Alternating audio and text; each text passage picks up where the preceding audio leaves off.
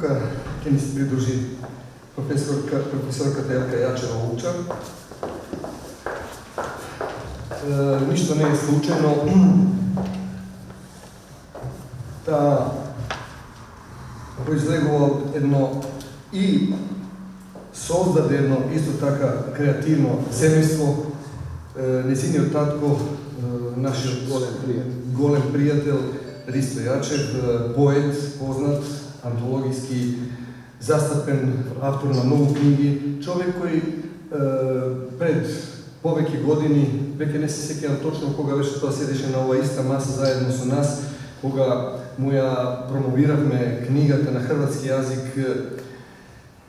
што е објавена во Задар, Пепел под маслинките, на хрватски јазик. Јас имав задоволство да ми го довери тоа, јас се преведов, напишав и поговор за таа книга, но тој беше и порано тука, уште во 2006 година, кога го имавме она претходно друштво, кога темата ни беше за, замислете, во 2006 година зборувавме за тоа Егејска и Пиринска Македонија во контекстот на европските интеграции. Тогаш ни Бугарија беше и Романија беа предалеко од сето тоа, но нас не болеше тоа прашање зошто таму во тие земји владе, особено во Бугарија и Грција, владе таква неправда, каде што нашите национални малцинства, нашето национално малцинство македонско во Бугарија и во Грција не е признаено, а одат или се членки на Европската заедница. Видовме докаде стасат со тие работи.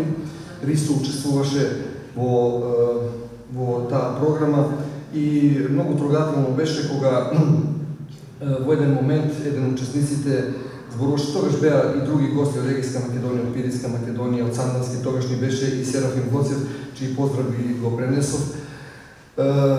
Кога еден од нив рече, знаете, кога беше граѓанската војна, масовно беа на штик, на бајонети, за да разберат и другите, беа прогонувани нашите мајки, деца, вика, и бега кон Македонија, кон Бугарија, на сите страни, за да бидат раселени низ целиот свет подоцна. Тоа се тие денес деца бегалци.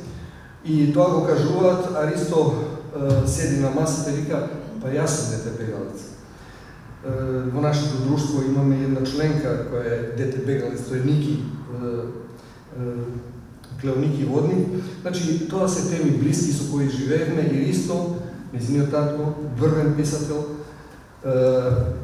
ни ја донесе и таа тема. Се разбира дека во тој круг, во тој дом, таа имала можност, а подоцна и со своите студии, со своите творечки активности, да го запознае целиот тој релевантен круг на македонските интелектуалци, на македонските писатели, академици, и да се оддаде и денеска излегува во преден план како лингвист во македонската култура, во која се разбира еден од клучните столбови е македонскиот јазик, за кој секогаш постоела борба и секогаш постоеле пречки. И секогаш постоеле главно некакви државни пречки, политички пречки, меѓутоа како вода, некоја силна, некоја штивка, таа го пробива својот пат. А голема пукнатина создаде и најде македонскиот јазик во македонската литература. Низ неа се раѓа, се појавува зборови, појмови, што не можеше во еден така краток период од конституирањето, од официјалното конституирање на македонскиот книжевен јазик, не можеше се да се стави веднаш во речници во сите тие дела, меѓутоа македонската литература тоа го афирмира. И во контекстот на ова што го зборував и за нашиот пријател Ристо Јачев, во македонската литература се појави и еден феномен кој овде во Истра е многу познат и во светот, а тоа е дијалектната литература. Еден од авторите на дијалектната поезија е Ристо Јачев, кој пишува на воденскиот дијалект, а Елка е веројатно една од последните живи говорници, особено во Македонија, на воденскиот дијалект. Значи, и сега морам да кажам дека имав можност, не често, но видов некојаш кога се осмелуваше да објави некои своји стихови, дека тој поетски дар, освен научниот дар, го најдов и кај незе. A тој поетски дар се пренесе и на незиниот син Исто, кој веќе објави неколку книги. Веќе еднаш го спомнав тоа, а ќе го цитирам повторно, тие неколку стихови кои ги има кажано, кои се така интелигентни, духовити на ниво на Максима. Вика, ако не го цитирам точно, немојте да ми замерите, меѓутоа тоа е смислото. Знам дека ништо не знам, но сигурно знам дека не знам се пишува одвоено. Елка денеска ќе ни зборува за еден голем човек и една голема книга и за борбата што од тогаш до денеска се Наум Пановски сака да ни каже два збора. Пред да почне Елка со своето излагање, сакам само една мала дополна на она што говореше за креативното уметничкото семејство Јачев. Има еден брат кој што се вика Владимир Јачев, кој што е еден од најталентираните македонски актери. И бидејќи јас сум бретјанец и марксист у принцип, јас сметам дека без полниот стомак нема уметност. Он има тема дома еден извореден уметник на македонското кулинарство, се вика Вера Јачева. Така што уметноста кај ми се преплетува на многу слоеви.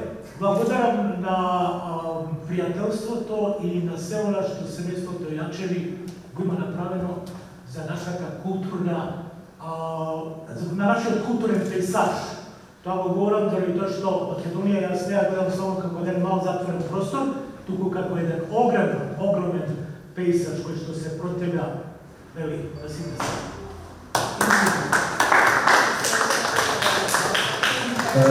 Наум Пановски не е само значаен и голем режисер, сега можеме да кажеме интернационален.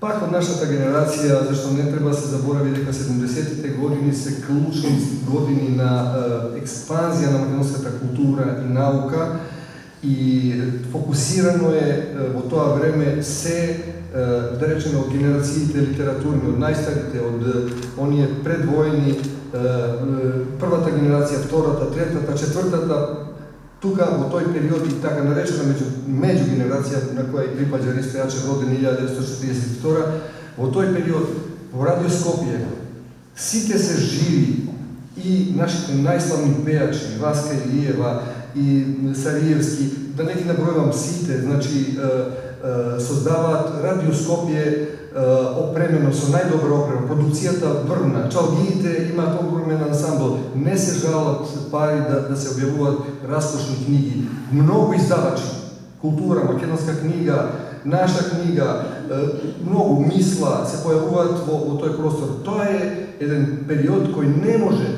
никаква современа омраза, нетрпение, политичко потиснување на Македонија во невидливост не може да го избрише.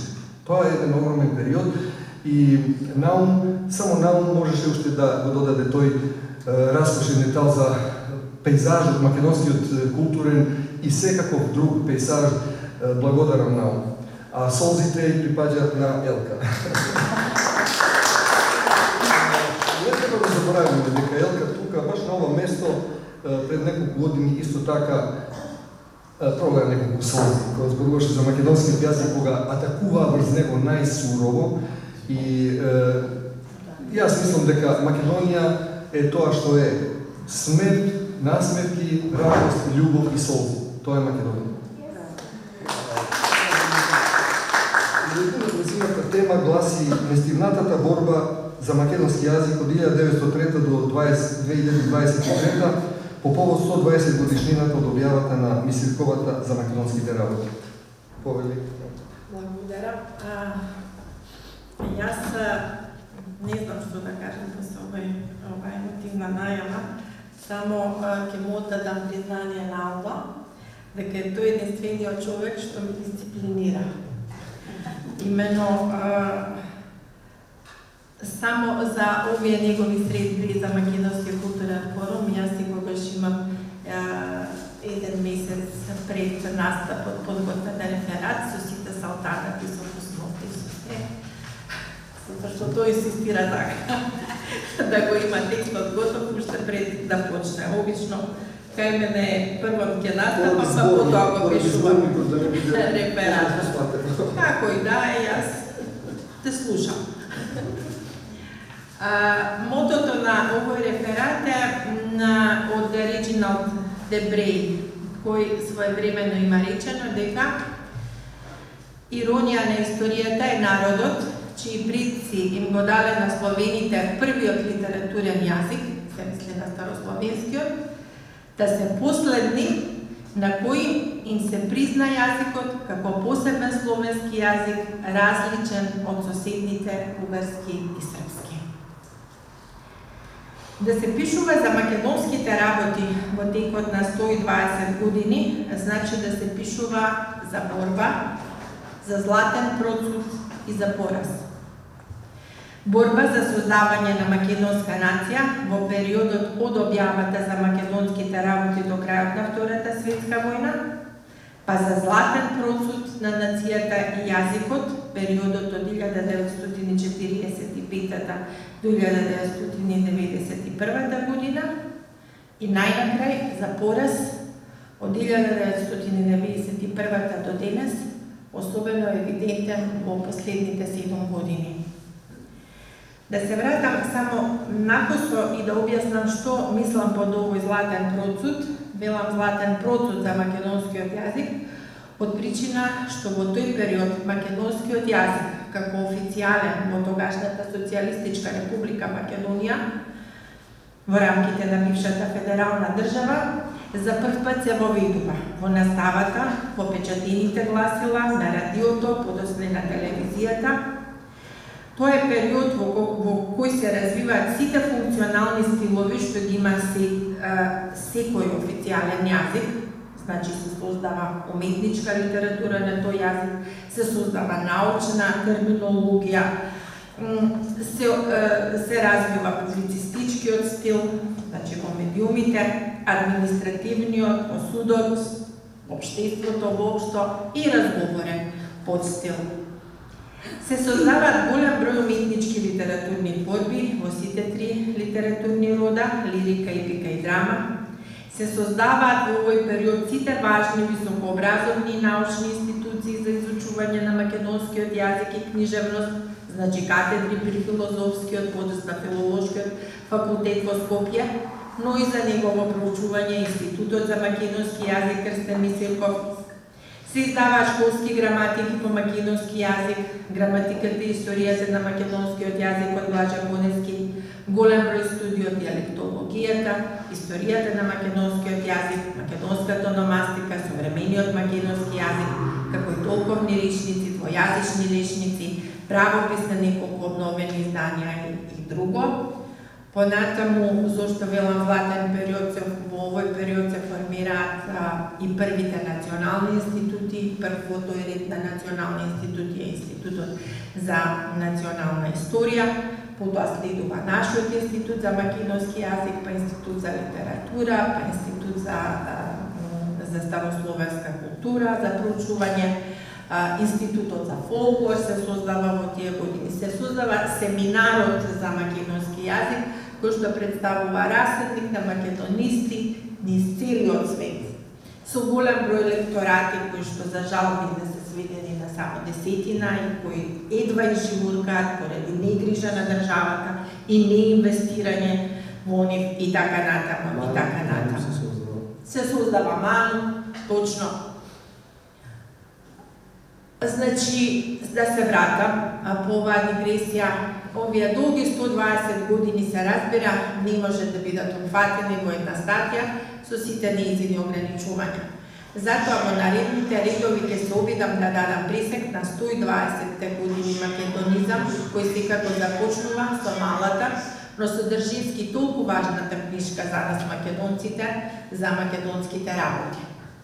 Да се зборува за оваа книжка, 120 години подоцна се чини мачен потфат во споредба со оној во 1953 година, за кој своевремено пишуваше еден од најголемите познавачи на делото и личен пријател на нашиот големец Блажа Коневски, неодамна починатиот најискусен македонски ономастичар Трајко Стаматовски.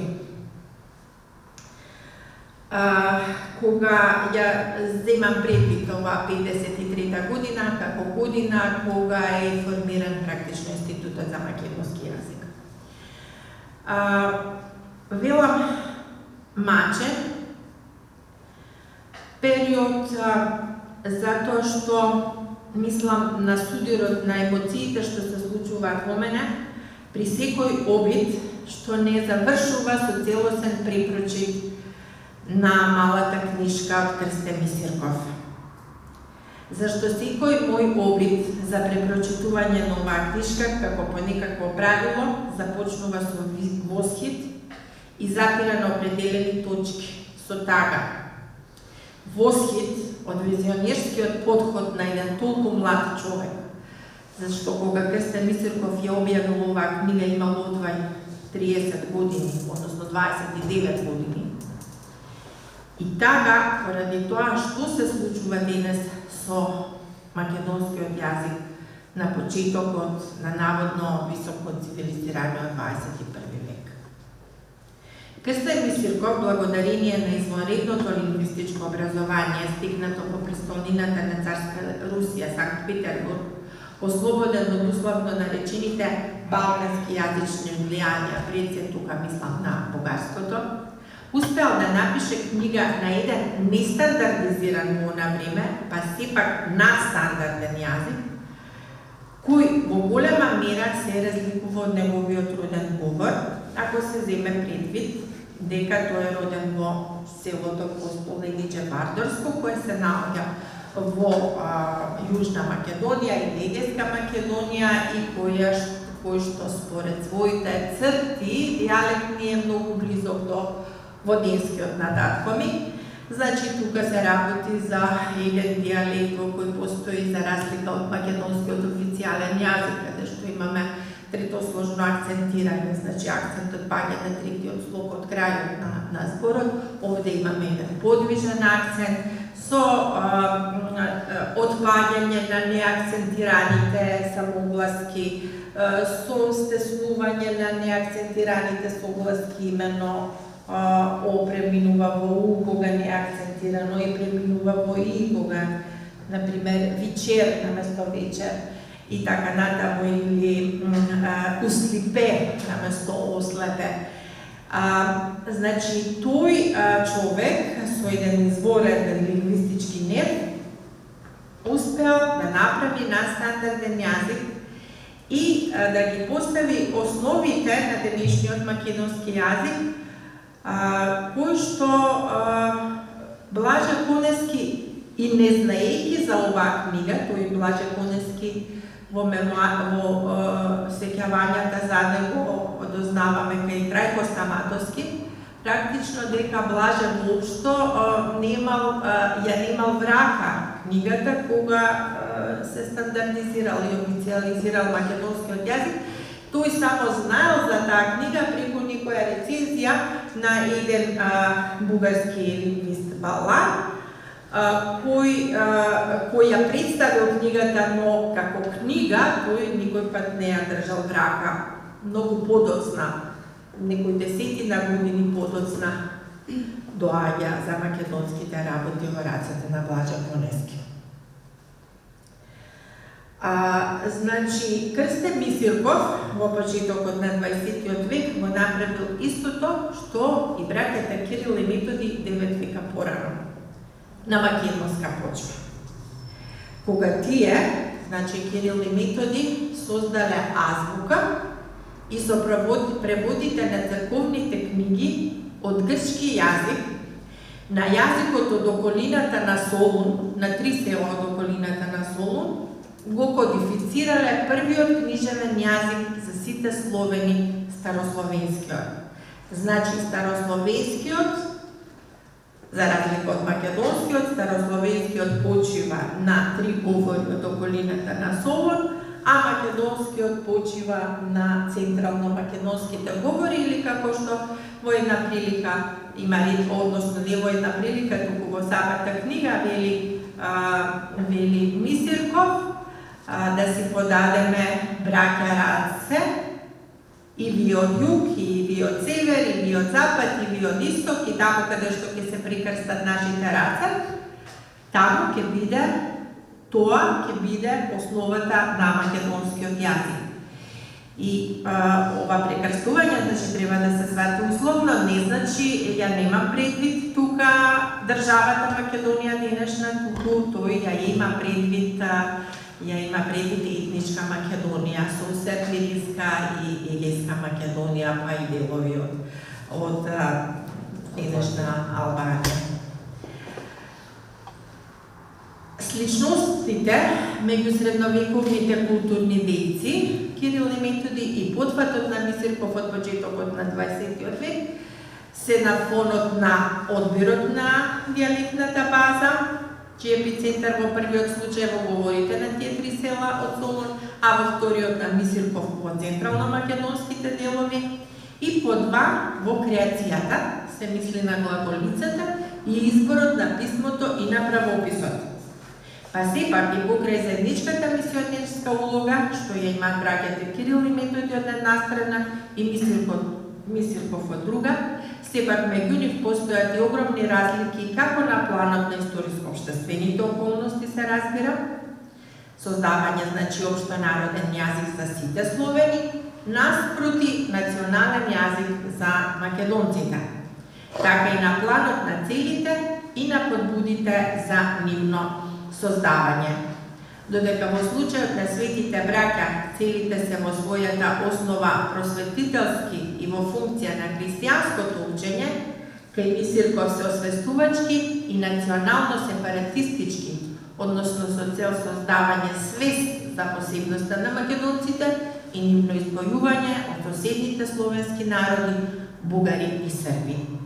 Во случајот со браќите Кирил и Методи, поттикот кон горе споменатиот акт доаѓа од моравскиот кнез Ростислав, кој побарал од византискиот император Михаил III Палеолог луѓе способни да го шират христијанството меѓу неговиот народ на словенски јазик. Кај Крстен Бисерков пак актот на создавањето на книгата за македонските работи е автентична, самоиницијативна и е поттикната од личното себе познавање и национална освестеност, со која малкумина, така речи одбрани луѓе во на време можеле да се пофалат, а имено дека македонците не се ни бугари, ни срби, а јазикот ни српски, ни бугарски, ами свој посебен македонски.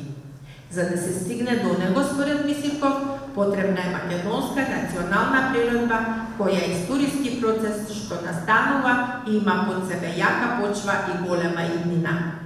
Тоа се должи главно на конкуренцијата меѓу Бугарија и Србија по македонското прашање. Како преодни стадиуми кон полното одделување на македонските интереси од бугарските и српските, т.е. кон националниот сепаратизам, како што вели тој, служат политичките револуционерни организации и политичкиот сепаратизам пропагиран од нив.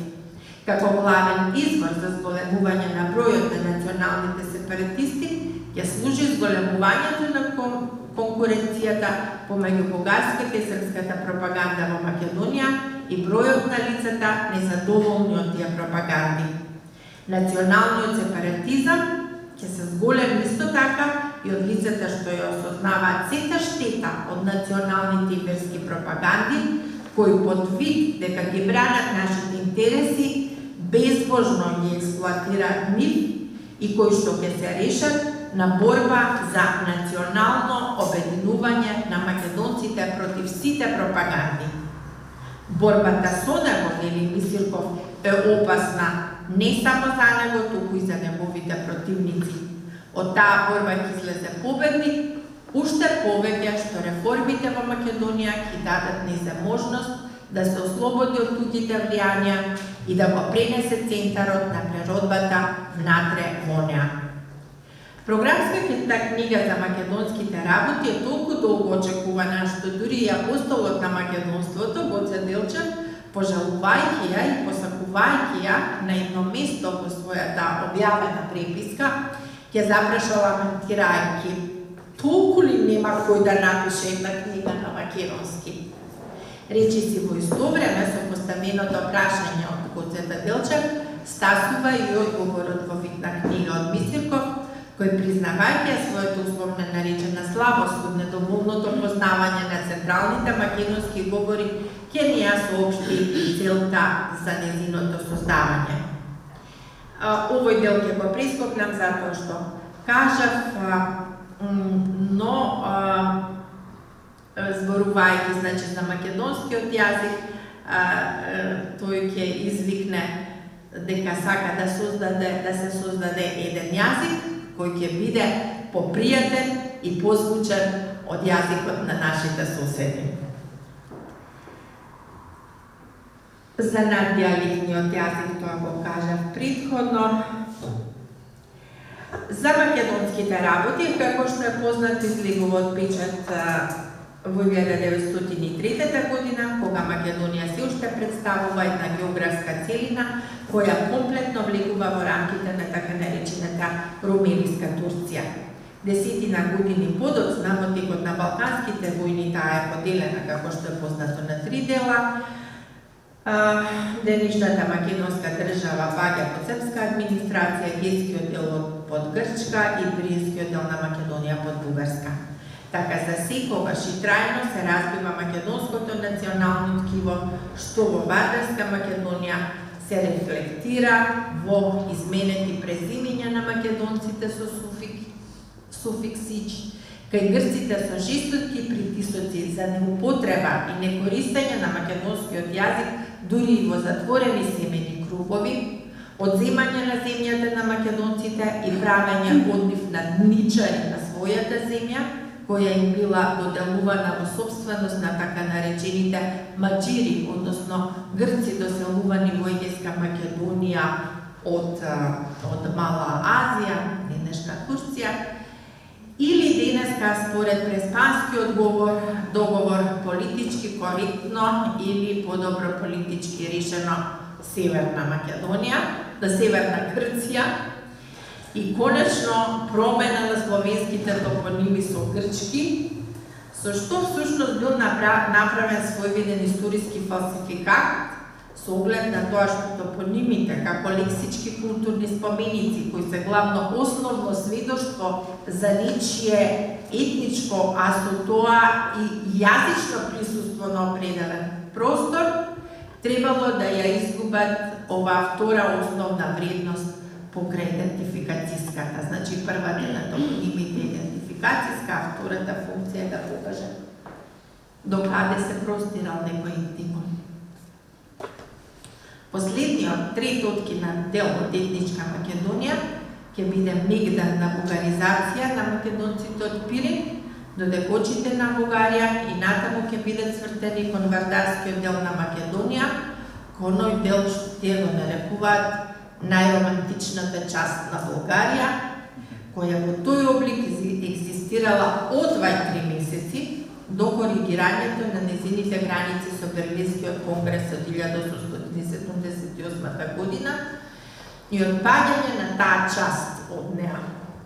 Низ децениите меѓу двете светски војни, иако распарчена почнува да се реализира, како што претходно зборуваше Мисирков, самостојниот политички развиток на Македонија како неопходност, без која не може да се оствари борбата против пропагандите во Македонија со цел зачувување на македонската национална самобитност. Тоа зрење внатре на македонската национална свест ќе доведе до тоа, а благодарение на проучувањата на советските лингвисти на македонска почва пред се на теренските истражувања на Афанасий Селишче и на трудовите на Берштајн, македонскиот јазик да добија своја речничка, автентична статија како посебен јазик.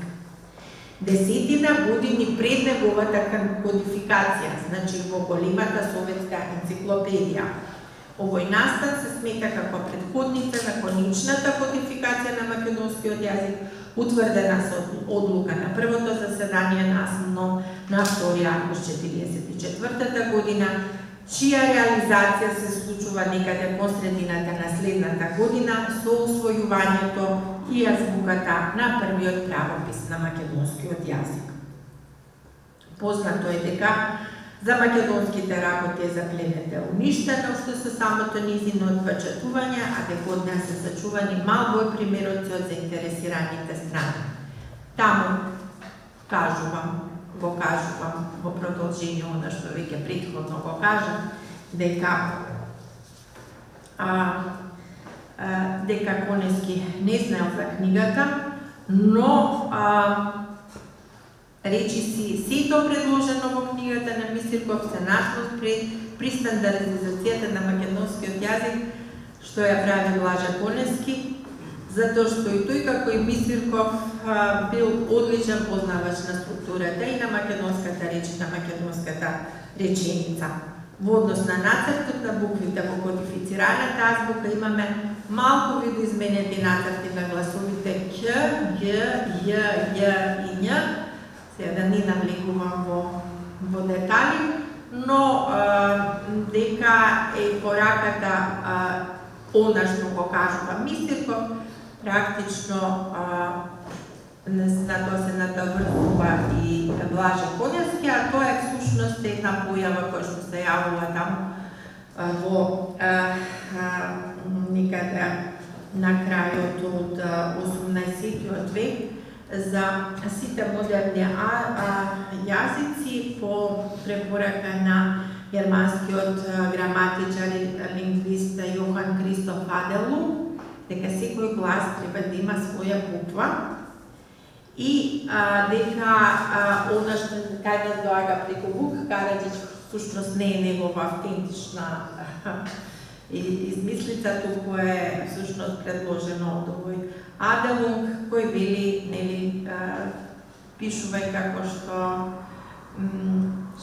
зборуваш и читај како што е напишано. Тоа е практично.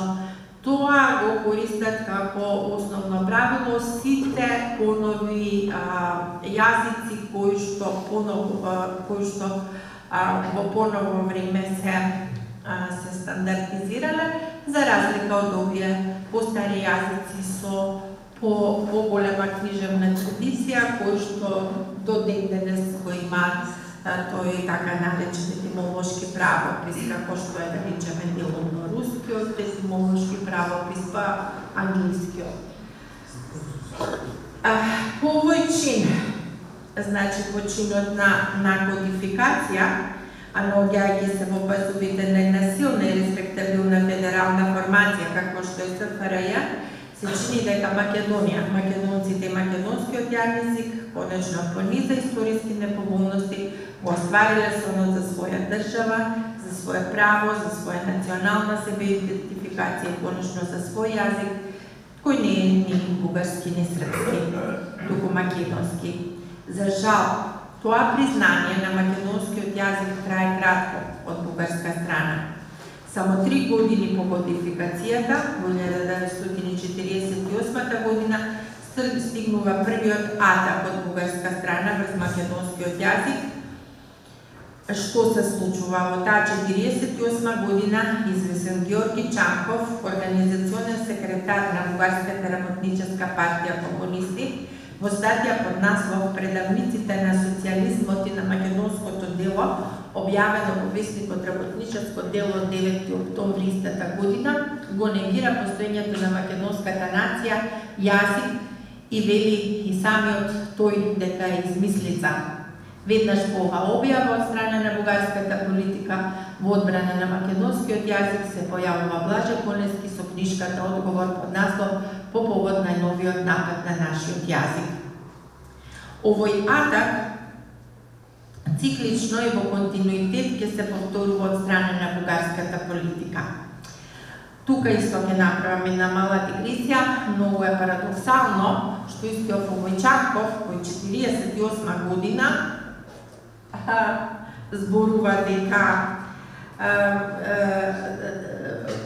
вели дека е ова измислица, во 47 година, значи во претходниот број на ова работническо дело на истиот вестник, пишува: Македонскиот народ по цената на скапи жртви го извоева своето законско право и со тоа им покажа на сите непријатели, великосрпски, великобугарски, грчки шовинисти, дека е животоспособен народ, вреден да го уреди својот дом, така како што диктира неговите интереси.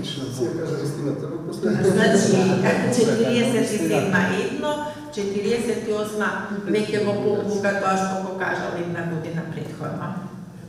Значи, овој атак велам циклично се повторува од страна на бугарската политика и лингвистика низ целиот период на екзистирање на Социјалистичка република Македонија. Но овој проблем во две одделни статии под наслов "Одбраната на јазикот, полемиките меѓу бугарските и македонските лингвисти и прогласувањето на единственоста на бугарскиот јазик", по наводници, меѓу антимакедонизам и русофобија, се осврнува бугарскиот историчар Чавдар Маринов во својата студија "Македонското прашање" од 1944 година до денес, тоа текне се пред некои десетина години. И покрај атакот врз македонскиот јазик од 48-ма, што според авторот, значи според Чавдаров, е резултат на раскинот на Југославија со комунизмата, сепак барем во теоријата, бугарската држава, партија, тоа е сега како брзано, така во книгата, бугарската држава партија, така.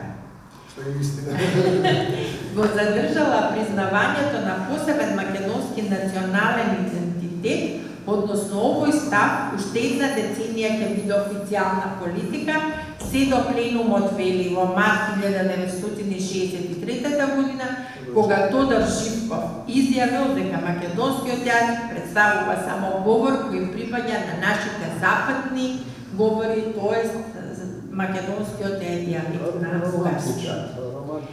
До овој период, поточно во 1951 година, Кирил Мирчев, поттикнат од Сталиновото оседување на маризмот, тоест доктрината на советскиот научник Марс, според кој во јазиците на човештвото класните разлики се поважни од етничките разлики, ја употребил идејата на Сталин, според која во точно утврдени општествени економски услови, одредени маргинализирани дијалекти во текот на формирањето на еден национален јазик би можеле да родат еден друг јазик. И потоа сега на ова реагира Конески, се развива полемика меѓу Конески и неговиот учител Мирчев и негово бугарски лингвист потекло од Прилеп, исто како е Блаже Конески. Но, значи, до овој период, до 63-та година, Мирчев останал за некој време единствен од тие што атакувал на македонскиот јазик. И вели бугарската лингвистика продолжила со признавањето на политичките граници на државата како лингвистички граници. Повторните публикувања на бугарската диалектологија од Стојан Стојков во 50-тите години на 20-тиот век ставиле акцент врз 12 и повеќе века постоење на македонски говори. Значи, овој Стојков го признавал македонскиот јазик, ја признавал историјата, како бугарски лингвист, ја признавал историјата на македонскиот јазик и изборувал го признавал правото на македонците да формираат собствена нација во сегашноста. Но по изјавата на Тодор Живков во 63-та година, работите на однос на македонскиот јазик видно се менуваат кај бугарските учени, писатели и меѓу интелектуалците воопшто. Јас тука ќе скратам во интерес на времето, тоа ќе може си да се прочита во печатината версија и доаѓаме до денешно време. Направивме избор на напади врз македонскиот народ и јазик од бугарска страна во текот на 3 децении. Кога во 1991 година тогашната Социјалистичка република на Македонија на референдум го официализира и го објави своето мирно излегување од Југословенската федерација, Бугарија ја призна независната и самостојна република Македонија но повеќе како територија во која македонскиот народ може би не толку експлицитно го сметаше за бугарски, исто како и нашиот јазик. Во текот на овие 30 години, во времето на владата на пробугарски ориентираниот политичар Љупчо Ѓорѓиевски, постоја опити за стоплување на односите со Бугарија, но на штета на македонските национални интереси, што во тоа време беше неприфатливо почетокот на крајот на 90-тите години, како од страна на тогаш најголемата опозицијска македонска партија СДСМ, така и од огромен број на македонската неполитичка јавност. Пред само 7 години истава партија, сега на чело со новиот лидер Зоран Заев, на 1 август 2017 година го подпиша договорот за добрососедство со Бугарија наспроти спротивувањето на големиот број македонски историчари и интелектуалци, според кои македонците се откажаа од своето малцинство во Пиринска Македонија. 2 години подосна во бугарскиот парламент во Софија во октомври, значи ова време, пред 4 години е донесена декларација во која се наведуваат серија услови и закони за блокада на Скопје на патот кон ЕУ. Во оваа декларација, покрај другото се вели, никаде во документите на ЕУ да не фигурира македонскиот јазик. Односно, ако веќе мора да фигурира, да се користи терминот официјален јазик на Република Северна Македонија. Значи, никако македонски да не се каже. Доколку, како што се наведува, постои апсолутна необходност да се користи терминот македонски јазик во документи и ставови на ЕУ, со звездичка во фуснота да се појасни дека е тоа согласно со Уставот на Република Северна Македонија и дека треба да биде јасно дека јазичната норма која е прогласена за уставен јазик во Република Северна Македонија е поврзана со еволуцијата на бугарскиот јазик и неговото наречие со неговата кодификација во 1944 година. И по два во таа декларација стои да откажување од поддршката, значи Македонија да се откажа од поддршката или од барањето за признавањето на македонското малцинство во Република Бугарија. Зошто инсистираат, се виде тоа лани со францускиот преглед, зошто се инсистира на јазик во уставни според уставот, затоа што тие го признаваат само во периодот. Значи и временски и просторно го детерминираат. Го признаваат македонскиот јазик само во државните рамки. Значи ние сме едни од ретките кои што немаме малцинство според овие договори од Преспа и со Бугарија. Ние, значи, немаме простирање на диалектите надвор од државните граници, туку тие запираат на самата државна граница. И временски, значи, овој долг континуитет кој што го влечат сите словенски јазици од времето на Кирил и Методи, ние треба да се откажеме и покрај тоа што во основата на тој старословенски јазик се пак македонски говори од околината на Солун, ние, значи, треба да се согласиме да биде тој јазик од 44-та година од заседанието на АСКО. На овие барања од бугарската страна главно реагираа македонската јавност и македонските национални институции, но за жал македонската актуелна политичка елита остана нема. Кога Бугарија во 2021 година, конечно по 3 изборни циклуси формира влада, во Македонија стигна истата порака. Ставот на Бугарија кон Република С Македонија останува непромени. И тоа беше така се до средината на 22 година, кога конечно Бугарија формално го повлече ветото за започнување на пристапните преговори на Република Македонија со ЕУ, но всушност успеа своите барања да ги вклучи во преговарачката рамка на така наречениот француски предлог. Со што, така што ветото не е повлечено, туку е екстендирано низ целиот преговарачки процес што ќе се одвива во иднина, односно Македонија не ќе може да напредува во преговорите со ЕУ, ако истовремено не ги исполни овие барања на Бугарија. Што е најлогично, самата држава Македонија се согласи со вакво нешто, со подпишувањето на билатералниот договор со Бугарија, што е придружен документ на преговарачката рамка.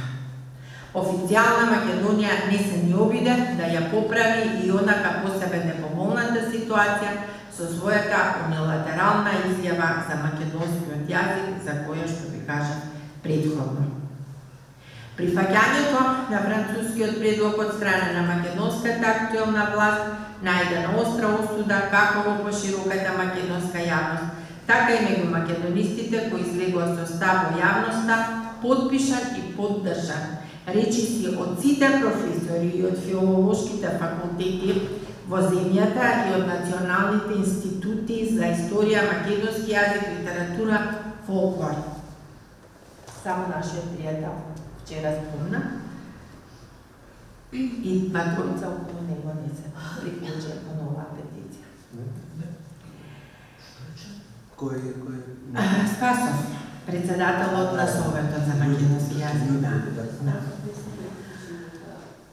120 години сред независна македонска држава повторно се проблематизира постоењето на македонскиот јазик.